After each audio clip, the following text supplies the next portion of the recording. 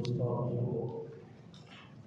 اور گھروں میں بیٹھ کر سننے والی ماں بہنوں، آج جناب کی شرکت کرنی ہے، اس لیے مختصر بات آگے کرنی ہے۔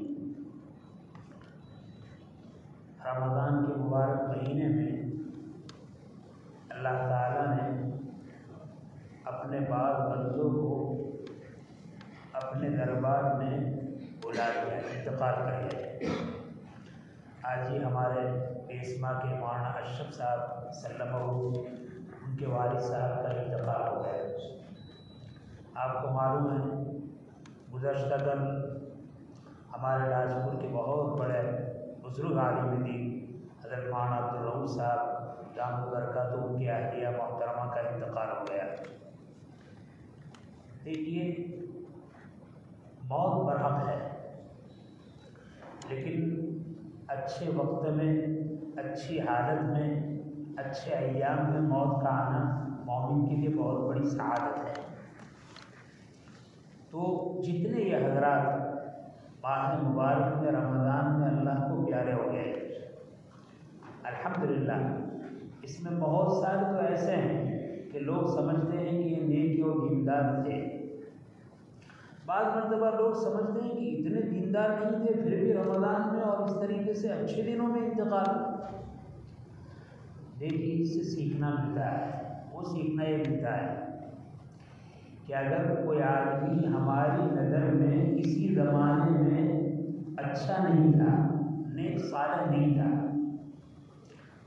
اللہ نے بعد میں اس کو توفیق دی، اس نے صحیح معنی میں تنہائی میں توبہ کی، حق تعالیٰ شان نے اس کو معاف فرما دیا اور اپنے اولیاء میں شامل کر لیا، پھر اس کے بعد وہ اچھے دنوں میں چلا جائے تو کیا حرج کی بات ہے۔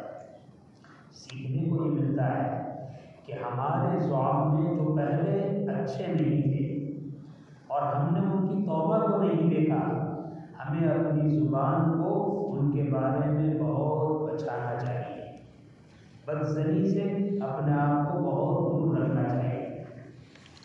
مجھے تو یاد کرنا ہے کہ اس وقت ہماری بستی کے عالم دین حضرت مولانا عبدالرؤوف صاحب رحمۃ اللہ وبرکاتہ، اللہ تعالیٰ کو صحت عافیت تندرستی عطا فرمائے، ہمت عطا فرمائے، اس صدمے میں خاص صبر عطا فرمائے۔ ان کی اہلیہ نیک گھرانے سے تھی اور وہاں ان کی بڑی خدمات تھی، خاص کر کے عورتوں میں قرآن کریم کی تعلیم کے سلسلے میں پوری زندگی انہوں نے نبھائی۔ حق تعالیٰ شانہ یہ سارے اعمال حسنہ ان کے لیے صدقہ جاریہ بنائے، ان کے لیے ذخیرہ آخرت بنائے۔ ہمارا اخلاقی فریضہ ہے کہ ہمارے متعلقین میں کوئی انتقال کر جائے تو ہمیں 2-3 کام کرنے چاہیے۔ ایک کام تو یہ کرنا چاہیے کہ مرحومین کے لیے ایصال ثواب کا اہتمام۔ اگر ہم نے اپنی زندگی میں کسی کو یاد رکھا اور اس کے لیے ایصال ثواب کیا تو ہمارے مرنے کے بعد ہمارے زندے بھی ہمارے ساتھ یہ معاملہ کریں گے، اور اپنی زندگی میں ہم اپنے مردوں کو بھول گئے تو ہمارے مرنے کے بعد ہماری زندہ بھی ہمیں بھول جائیں گے۔ دوسری چیز ہے دعائے مغفرت۔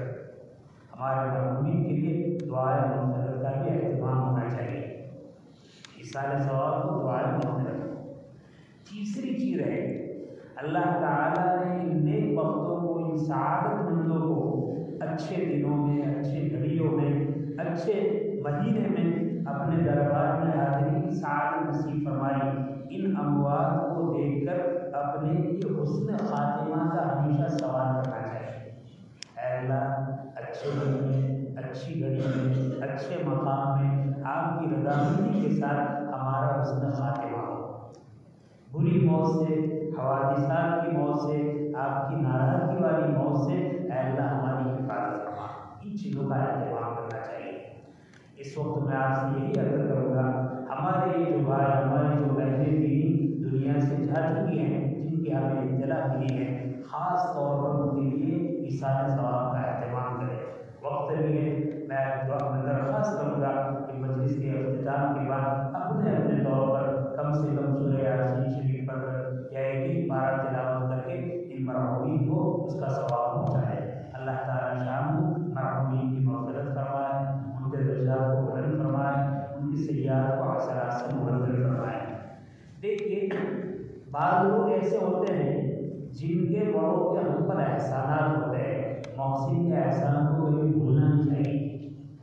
مرحومہ کو جو انتقال ہوا ان کے والد بزرگوار تھے حضرت محمد عبدالعزیز دیوان صاحب رحمۃ اللہ علیہ۔ میں صحیح بات کہہ رہا ہوں، ہم لوگ مکتب پڑھتے تھے، مکتب کے زمانے میں جب سال میں جلسہ آتا تھا تو وہ ہمیں تقریر سکھاتے تھے اور اپنے گھر پر مغرب بعد بلاتے تھے اور ساتھ میں بیٹھ کر کھلاتے تھے اور تقریر سنتے تھے، مشق کرتے تھے۔ میں کہتا ہوں کہ اگر اللہ تعالیٰ نے کچھ بولنے کی سعادت نصیب فرمائی ہے تو ہمارے ان بزرگوں کا اس میں حصہ ہے۔ ان کے بھائی تھے حضرت مولانا عبدالقدوس صاحب رحمۃ اللہ علیہ، پورا بستی ان کو جانتی ہے۔ ان کی بہت بڑی حوصلہ افزائی ہوتی تھی۔ شروع میں جب میں نے بات کرنا شروع کیا جمعہ میں عید میں، تو ہر بات کے بعد جب ان سے ملاقات ہوتی تھی بہت زیادہ حوصلہ افزائی فرماتے تھے۔ اس خاندان کی اس اعتبار سے ہمارے اوپر احسان بھی ہے، اللہ تعالیٰ ان کو بہترین بدلہ عطا فرمائے، اور بزرگوں کو بھی بدلہ عطا فرمائے، خاندان کے افراد کو بھی بدلہ عطا فرمائے، اور اللہ تعالیٰ مرحومہ کے ساتھ اپنی شاعر شان بہترین عفو کا، درگزر کا، عافیت کا اور ترقی درجات کا معاملہ فرمائے۔